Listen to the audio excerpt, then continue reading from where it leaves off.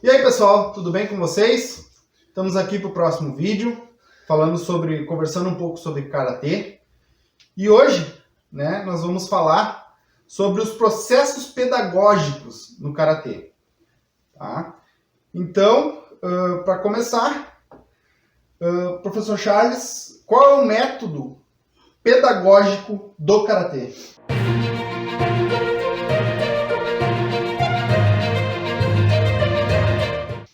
O Karatê ele é dividido em 3 elementos, né? Kihon, Kata, Kumite. Kihon são os fundamentos. Fundamentos de braço, de perna, sequências, misturando braço e perna, defesa e ataque. O Kata já existe dentro do Shotokan, 26 katas propriamente dito. Então esses não tem como tu alterar. Mas tu pode, dentro da tua academia, inventar um kata. Né? E o outro é o Kumite, que é dividido em várias partes. Sambon Gohon Kumite, Sambon Kumite, Kihon Ippon Kumite, Jiu Ippon Kumite, Jiu Kumite, Shiai Kumite e também o Go Shinjitsu. Esses são os métodos básicos, certo? Mas dentro do CPJ, por exemplo, a gente faz todo esse trabalho do Karatê baseado nas inteligências de Gardner. Então aí eu faço uma pergunta para vocês. Vocês sabem o que é a inteligência de Gardner? Não. Tenho ideia. Inteligência de Gardner, ó, eu trouxe até aqui para a gente situar, né? São as teorias das múltiplas inteligências. São várias. A inteligência não é só cognitiva para português, matemática. Não, tudo que tu faz dentro da tua vida, que tu tenha uma facilidade, quer dizer que tu tem uma grande inteligência para aquilo. Então a inteligência de Gardner, ela é dividida em 8 inteligências, certo? Só que no CPJ nós trabalhamos 9. Depois eu vou explicar o porquê que nós trabalhamos 9. Então ela é a inteligência naturalista, a musical, lógico-matemático, existencial, interpessoal, corporal sinestésico, linguística, intrapessoal e espacial. No CPJ a gente ainda trabalha uma inteligência que a gente chama lá de vocacional. Aí tem a ver muito com a nossa vocação. Agora eu pergunto para vocês dois. Vocês sabem que vocês trabalham todas essas inteligências dentro do Karatê? Não sabia nem que existia. Algumas. Por exemplo, ó, vamos falar de uma pautada mais no nosso zarei. Tá? No nosso comprimento. Então seria a intrapessoal. Quando tu faz o zarei, tu medita. Aí o professor ele pode criar várias formas também de meditação dentro do treino. Quando vocês vão perto de campeonato, às vezes eu fazia vocês ficarem deitados, luz apagada, ficar mentalizando. Isso é desenvolvimento da inteligência intrapessoal. Ó. Entender a si mesmo e entender o que sente e o que se quer. Certo? Outra inteligência bem comum de se trabalhar no Karatê. Interpessoal. Onde vocês acham que a gente trabalha interpessoal? Um trabalho 2 a 2, alguma coisa do gênero? Shiai. Shiai com Exatamente, um trabalho 2 a 2, um kata equipe é interpessoal, porque se um estiver fora do tempo tá errado, então eles têm que se comunicar, eles têm que ter um laço de interlação para poder o kata equipe ficar bem certinho, depois ainda tem o bunkai. As lutas combinadas é uma relação interpessoal.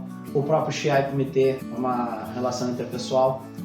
O Shiai Kumite às vezes pode ser uma relação boa ou ruim, né? Infelizmente tem atletas que levam para outro lado a disputa, né? Vamos ver outra aqui que eu vou perguntar para vocês. A existencial. A existencial ela é muito parecida com a intrapessoal. Ó. Questionar o porquê viemos e por que morremos. Então a existencial ela também pode ser feita dentro do zarei, dependendo de como o professor vai conduzir ela, certo? E ela tem muita relação existencial com a vocacional. Qual é a nossa vocação? Para que viemos? Ó? Por que viemos? Então dentro do Karatê existem várias vocações. Tu pode ser um atleta, tu pode ser um professor, como tu pode ser somente um praticante. Então existem várias vocações dentro do próprio Karatê. Então tu não vai obrigar que todo o teu aluno seja um atleta. Tu Tu não vai obrigar que todos os teus alunos sejam professores. E tu também não pode podar os teus alunos, não deixarem eles serem atletas e nem professores. Então o Karatê tem que ser ensinado de uma forma ampla, porque existem várias vocações dentro do Karatê. Viu? Ó, já chegamos aí, quantas? Quatro vocações, certo? E aí eu faço a pergunta para vocês. A corporal sinestésica, ó, vou ler aqui, coordenar a sua mente com o seu corpo, aonde está dentro do Karatê? Kihon, né? Kihon no kata. Todo Karatê é corporal sinestésico, porque tu vai ter que entender o movimento das articulações, dos músculos, da onde, movimentos de rotações, onde tu vai tirar força, quando tu vai concentrar a tua energia. Então isso é trabalhar a inteligência corporal sinestésica. E a linguística?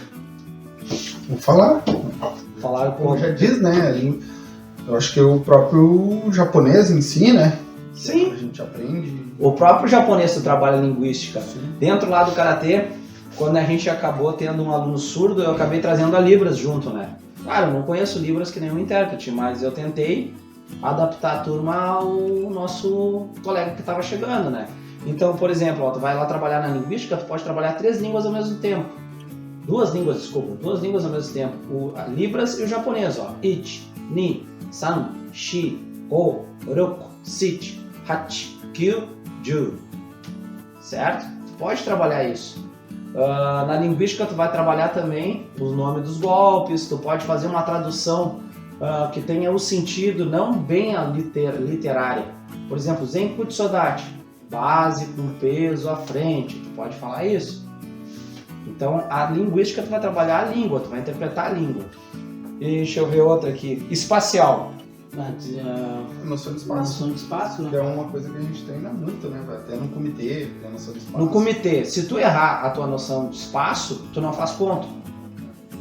Certo? Tu tem um determinado espaço entre o teu corpo e do teu adversário, tu tem que trabalhar toda a extensão. Eles falam muito que na inteligência espacial a gente vê o mundo em 3D, porque o nosso mundo ele é em 3D, né? A nossa visão é totalmente em 3D, a gente tem noção de profundidade, de distância, certo?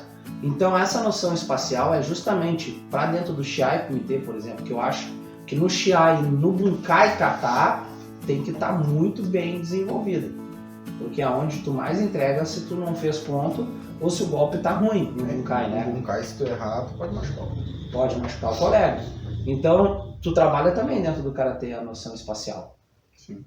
Bastante até, podemos dizer que ela é muita. Quase 90%, bem dizer, tu vai ter que trabalhar essa. Quando tu botou 2 a 2 é distância espacial.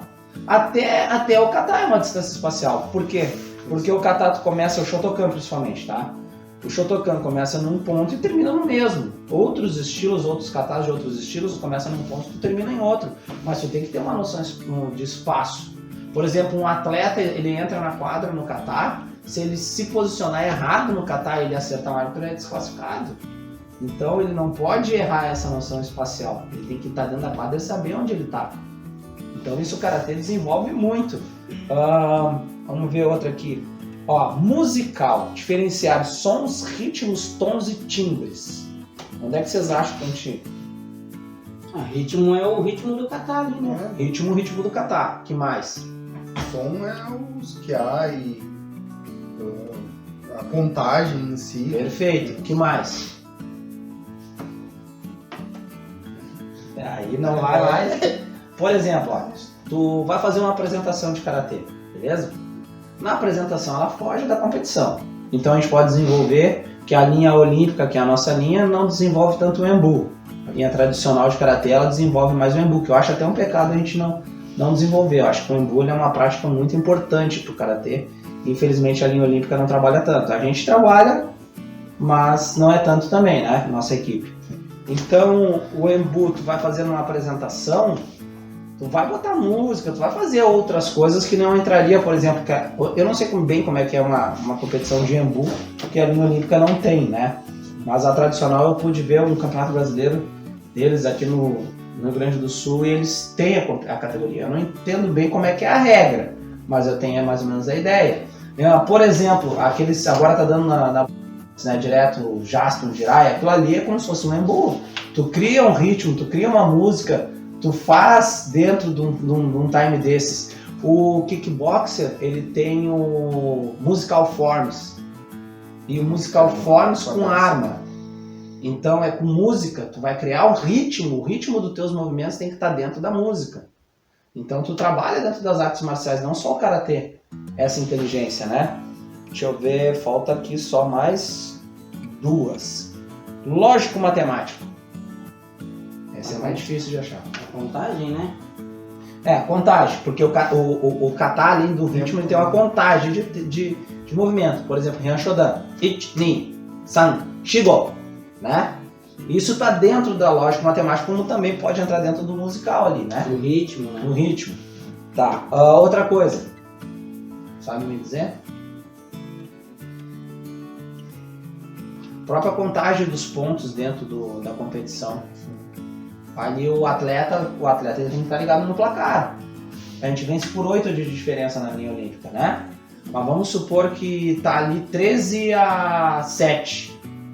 Rapidamente tu já tem que saber quanto tá faltando para te fechar a luta. Então tu vai ter que trabalhar esse raciocínio para tu interpretar a pontuação dentro do placar. Outra coisa, a gente faz muito na restinga. A gente faz aquela movimentação para frente, para trás, para os lados, para baixo, para cima, a gente usa números. Eu não faço Maio, Shiro, Migi, Hidari, Ueshita. Não faço isso. A gente faz por números. E aí depois o que eu faço para vocês? 1, 2, 5. Lembra? 3, 4, 1. E assim a gente faz a estratégia baseado nessas numerações.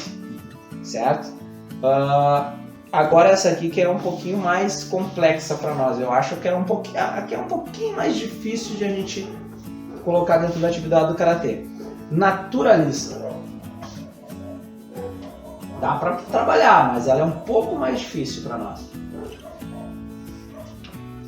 Não tenho a mínima ideia. Vou ler para vocês, vou ver se vocês conseguem descobrir. Ó, entender os seres vivos e a natureza. Meu Deus.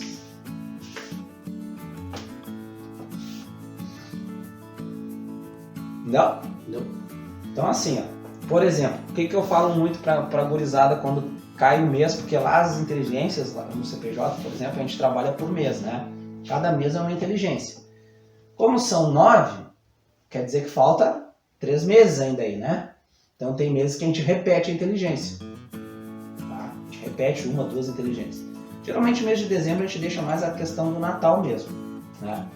E então, como eu estava falando, na naturalista eu sempre dou a ideia de como nasceram as artes marciais. Então eu conto uma história, tá?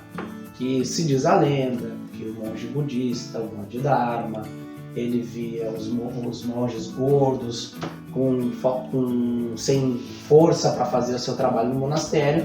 Ele criou uma ginástica baseada nos movimentos dos animais, nos movimentos da natureza. Então eu pego um golpe do karatê, por exemplo, a Teisho, né? Eu dobro os dedos e falo pra gurizada, ó, pata de tigre. Que é mais ou menos como é no Kung Fu. Também. Sim, ó, o Ashide, bico de águia, a base Ashidachi, né, que lá no Gankaku a gente ainda faz, né, o Mandi, né, Ashidachi, Mandi, o quê? Então eu falo pra eles, ó, aí eu conto, geralmente nesse mês eles fazem pelo menos 1 ou 2 movimentos do Gankaku. Imagina um monte de faixa branca fazendo tudo errado, mas para eles entenderem, eu poder colocar o karatê nesse contexto, certo? Então, quando a gente consegue compreender a importância, não digo só do karatê, viu, gente? Eu tô falando aí, se tudo entra taekwondo, entra kickboxer, entra shorishi kenpo, judô, tudo dá para trabalhar, todas as artes marciais dá para trabalhar essas inteligências. Mas no momento que a gente se pautua disso e a gente procura o conceito e o contexto, a gente consegue planejar melhor nossas atividades. Porque assim, ó, o horário, por exemplo, eu tenho 3 formas diferentes de ensinar, né? Eu tenho o horário do SASI, que é um horário que é mais pedagógico mesmo, não está preocupado com o resultado da competição, como eu tenho o pessoal da competição. Então eu vou planejar não tão à risca como o do SASI usando as inteligências de Gardner, mas eu já tenho os fundamentos baseado no que eu já fiz de manhã. Sim. Certo? Então, chegando aí a professora Sabrina, Vem fazer parte aí do nosso vídeo hoje. E aí, pessoal, tudo bem? Mais uma das nossas prof aí do Karatê da Restinga, do Dojo Restinga. A terceira menina a chegar à faixa preta. Uma das nossas medalhistas em Campeonato Brasileiro também. Né, Sabrina? Então, como eu estava falando, lá na ABB já é um pouco diferente, é outro público, é outra forma. Eu também me baseio nisso, nas inteligências de Gardner. Mas eu também foco muito mais no fundamento lá do Karatê, Kihon, Kata, Kumite, mais amplo, porque eu não tenho um cronograma que nem o CPJ nos dá, ó, nós temos que trabalhar tal mês, isso. Então são formas diferentes de tu planejar o Karatê.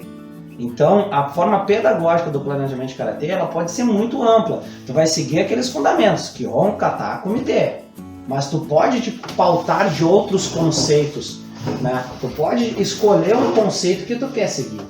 Tu pode introduzir coisas da educação física dentro do Karatê, tu pode introduzir coisas até da nutrição, de outras atividades, de outras faculdades dentro do próprio Karatê. Então, mas o método pedagógico primordial do Karatê é o Kihon, Kata e Kumite. Eu mostrei aí a forma que eu planejo esses fundamentos. E tu falou que teve deficientes na tua turma de Karatê, né? Como que tu aplica os métodos para os deficientes físicos?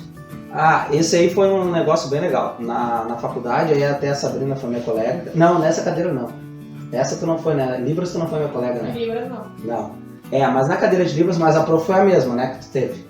A prof Tati, na minha primeira aula, a gente se apresenta. A maioria das cadeiras na faculdade sempre te apresenta e falam que tu trabalha. E aí eu falei, eu sou professor de Karatê na comunidade Restinga e tudo mais. E aí a prof falou comigo no final da aula, eu tenho um aluno meu, que ele mora na Restinga, ele sempre quis treinar Karatê, mas ele nem sabia do trabalho lá. Ele é surdo e tudo mais, manda lá, né? Aí ela deu meu WhatsApp pra ele, a primeira palavra dele, oi, tu fala Libras?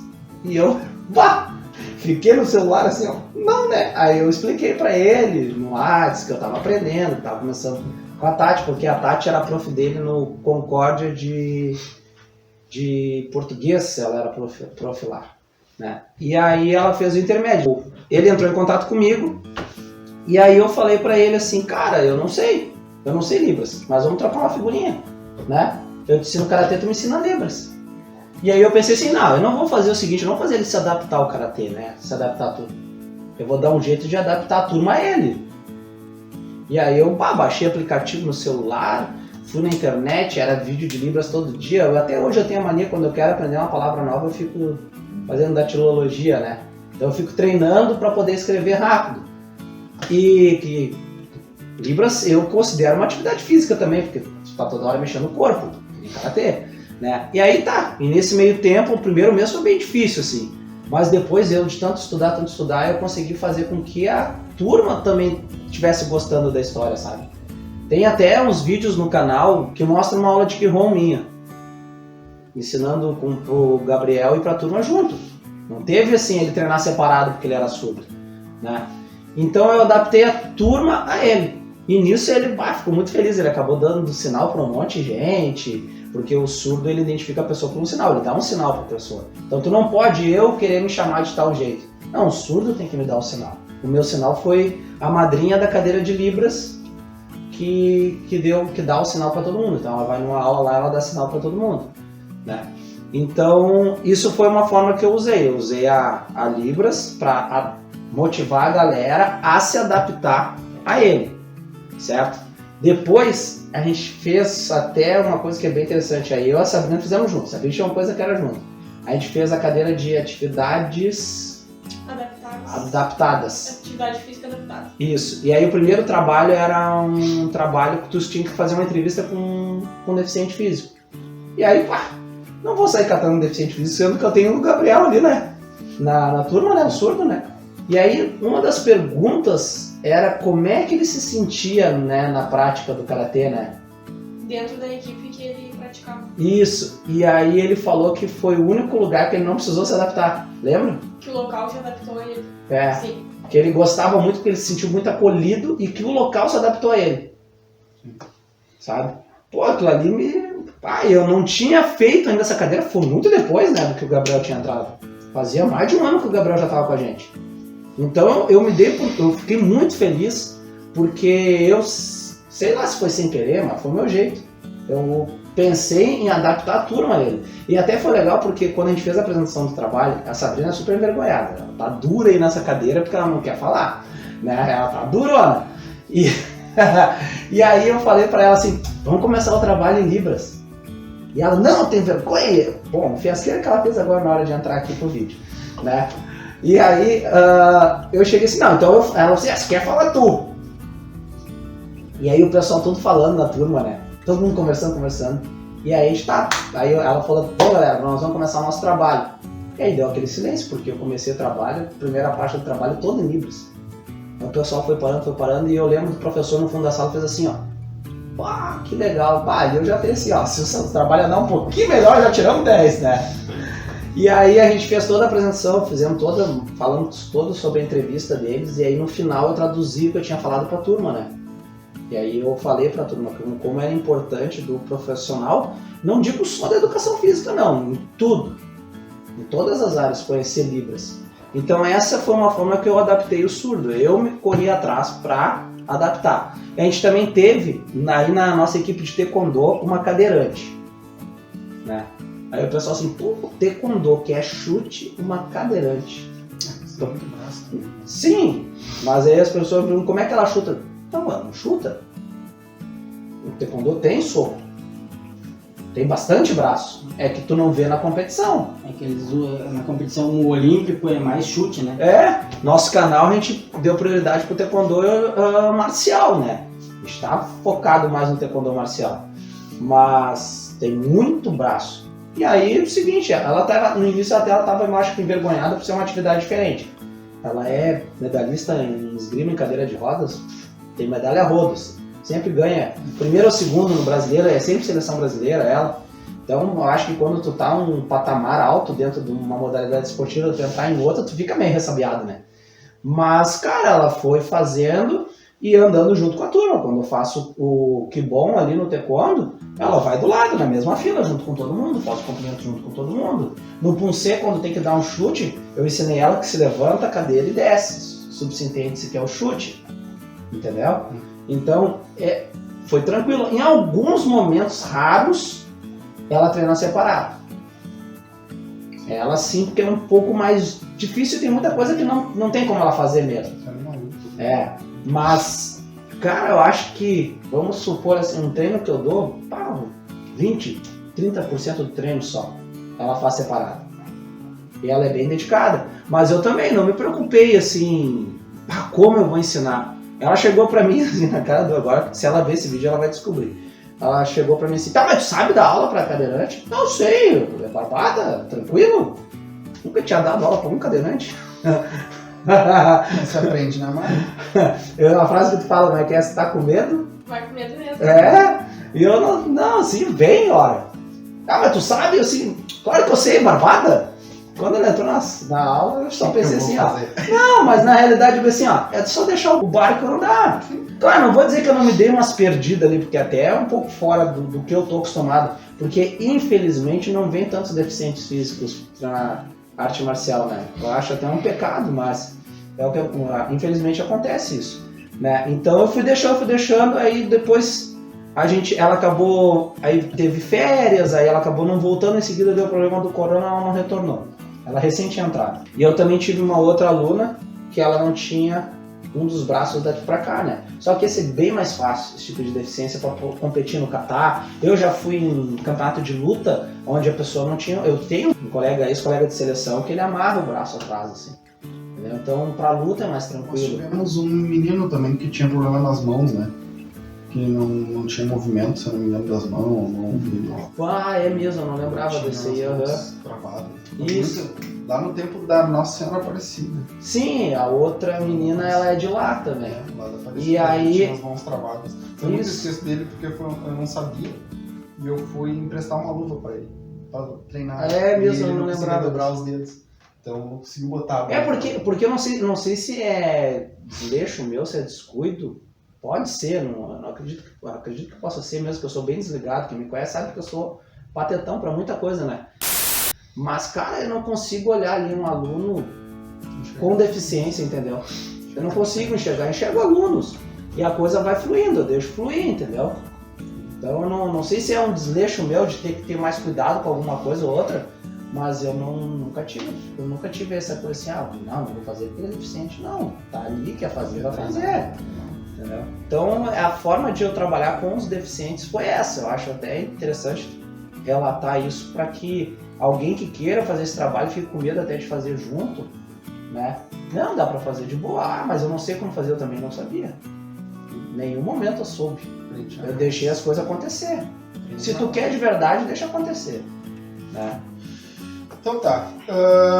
E outra coisa, como é que tu trabalha? A gente sabe que hoje em dia tem muita criança, que são indisciplinadas e tem aquelas que são mais disciplinadas.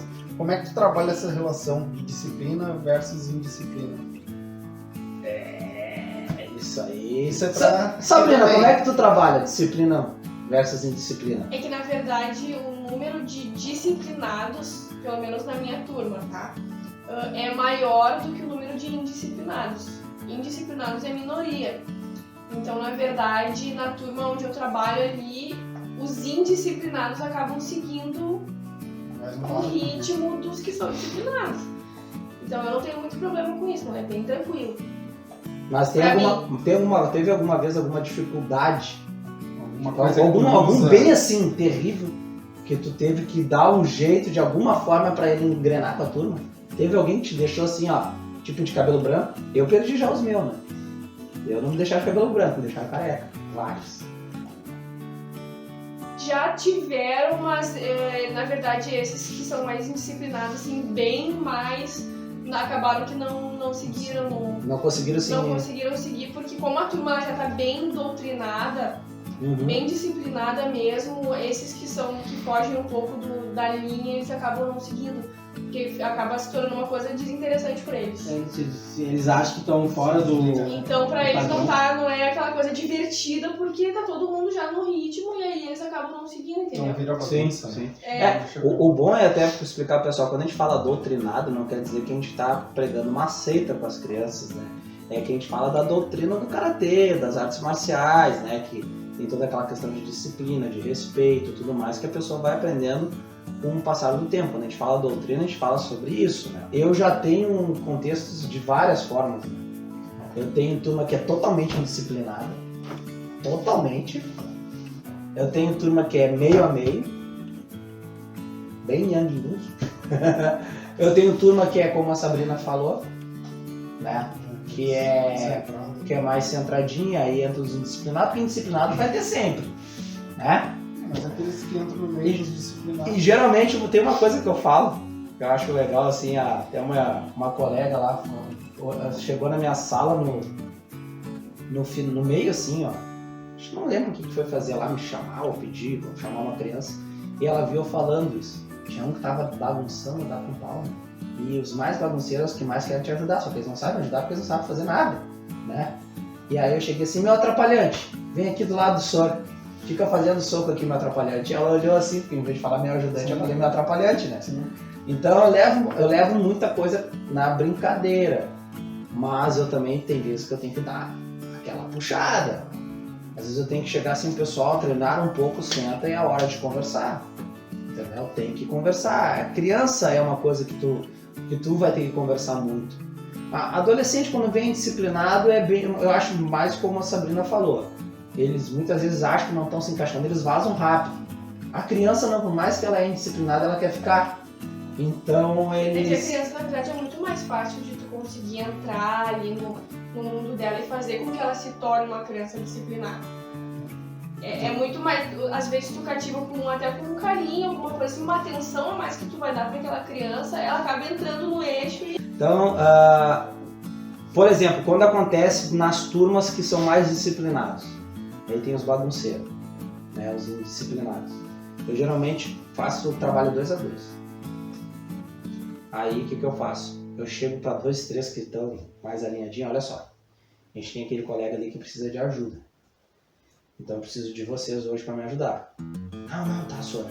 Aí o que acontece? Quando tu bota ele, um indisciplinado com um disciplinado, ele vai ter que entrar no ritmo. Porque se tu botar 2 indisciplinados junto, bom, tu perde às vezes até a turma, não dá, não rola, né? E aí o que eu faço? Como tá todo mundo ali treinando, e tem aqueles que estão bagunçando, eu chego pra eles assim, tá vendo lá o pessoal? Estão fazendo direitinho, né? Então, eles estão bagunçando? Não, senhor. Então, cara, se tu tá aqui, tu veio pro karatê, tu veio porque tu quer aprender, desse jeito tu não vai aprender. Tu vai ter que mudar esse teu jeito para que a gente consiga um dia tu tá ali, ó. Aí geralmente a maioria dos disciplinados, eles veem o pessoal que gosta de competir, às vezes deixam no fundo treinando sozinho, né? Não treina ali, o pessoal vai treinar. Ah, senhor, eu quero estar ali. Mas do jeito que tu tá bagunçando, meu amigo, tu nunca vai conseguir estar ali.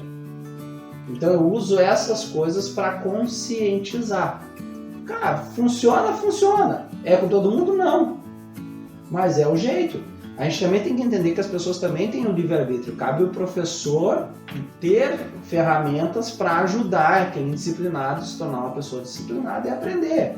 Mas também tem o livre-arbítrio. Eu não quero e pronto. Tu não vai chegar lá, não existe fórmula mágica.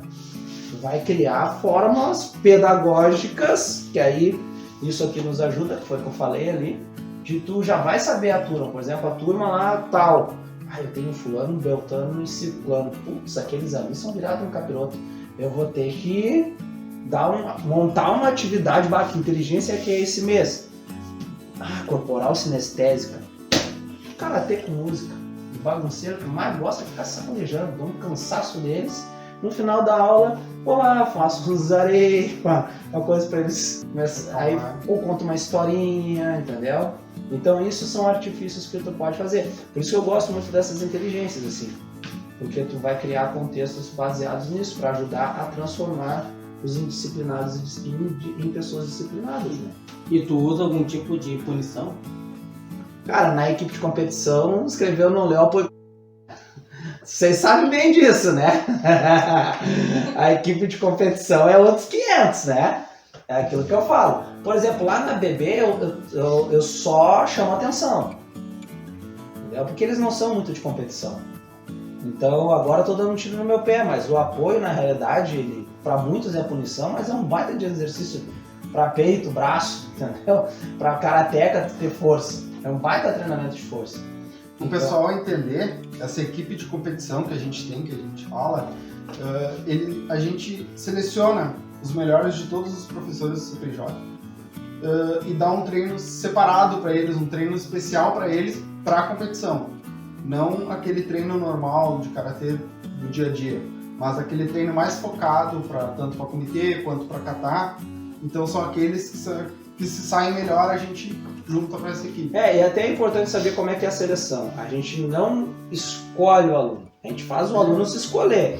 Como é que faz para entrar na equipe? Mas o cara faz tudo torto. Tá, mas como é que ele é? Ele se puxa. Ele é disciplinado, ele ajuda, ele faz... Não, então ele merece estar na equipe. A gente não está preocupado que o resultado seja imediato.